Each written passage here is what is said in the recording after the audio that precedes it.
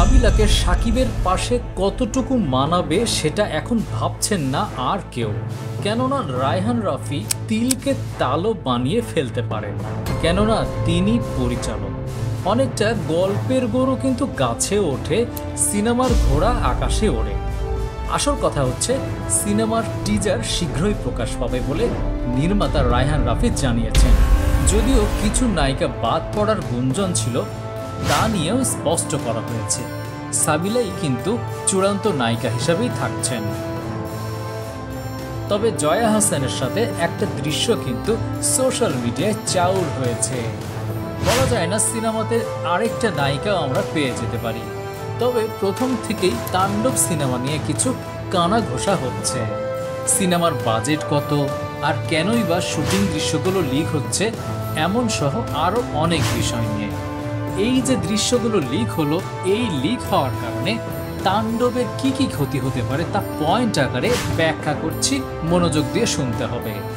প্রথমত, শুটিং দৃশ্য ফাঁস হওয়ার কারণে সিনেমার গল্পের রহস্যে কিছুটা হলেও ভাটা পড়তে পারে, কেননা দর্শক কিন্তু আগেই জেনে যাচ্ছে যে সিনেমার ভিতরে কি ধরনের দৃশ্য থাকতে পারে। দ্বিতীয়ত, প্রযোজক ও নির্মাতাদের ব্যবসায়িক ক্ষতির কারণ হতে পারে। শুধুমাত্র লিক হওয়ার কারণেই ছবির প্রচারণাতেও কিছুটা নেতিবাচক প্রভাব পড়তে পারে। তৃতীয়ত, গল্পের মূল দৃশ্যগুলো আগেই ফাঁস হয়ে গেলে পরবর্তীতে এর টিজার যখন প্রকাশ হবে তখন কিন্তু টিজারের ভিউ কাঙ্ক্ষিত মাত্রায় নাও পাওয়া যেতে পারে। তবে রায়হান রাফি কিন্তু ছবির ৫% দৃশ্য বা গল্প ফাঁস করতে চাইবেন না। তিনি ভালো করেই জানেন এই দৃশ্যগুলো যখন পৃথিবীর লেটেস্ট ক্যামেরাগুলোতে শুটিং করে দর্শকরা টিজার হিসাবে দেখতে পাবে, তখন মুগ্ধ হয়ে শুধু দেখতেই থাকবে, কেননা ফ্রেমিং, কালার গ্রেড এবং মিউজিকের সমন্বয়ে একটি মেসমারাইজিং আবহ তৈরি হবে। আর শুটিং দৃশ্য ফাঁসের প্রভাব নির্ভর করে কতটা স্পয়লার অংশ ফাঁস হয়েছে তার উপর। সুতরাং খুব বেশি আশাহত হওয়ার দরকার নেই।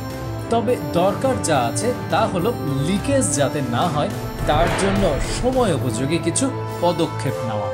যেমন শুটিং সেটে কঠোর নিরাপত্তা ব্যবস্থা গ্রহণ করে শুধুমাত্র অনুমোদিত কর্মীদের প্রবেশাধিকার দেওয়া উচিত।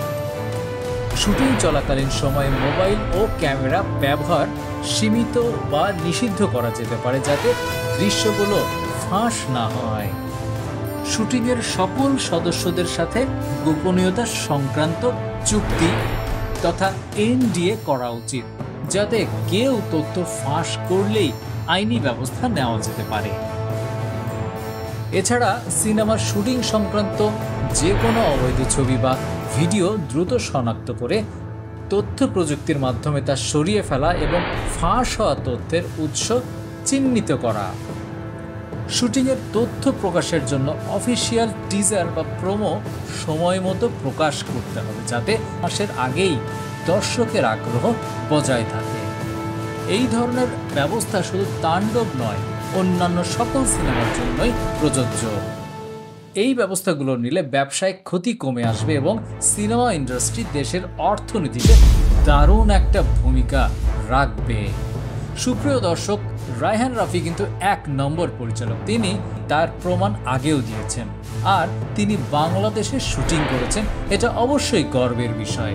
কেননা রাজশাহীকে যখন তিনি বাদশাহী স্টাইলের বিশ্বের দরবারে ফিল্মের ক্যামেরায় দেখাবেন, তখন প্রতিটি বাংলাদেশিদের গায়ের প্রতিটি লোম একটাও বসে থাকবে না, জেগে উঠবে।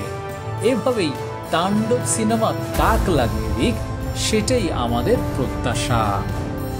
ভিডিওটি ভালো লাগলে অবশ্যই লাইক দিয়ে চ্যানেলটি সাবস্ক্রাইব করে রাখুন, যাতে নিত্য নতুন ভিডিওগুলো আপনার দুয়ারে কড়া নাড়ে।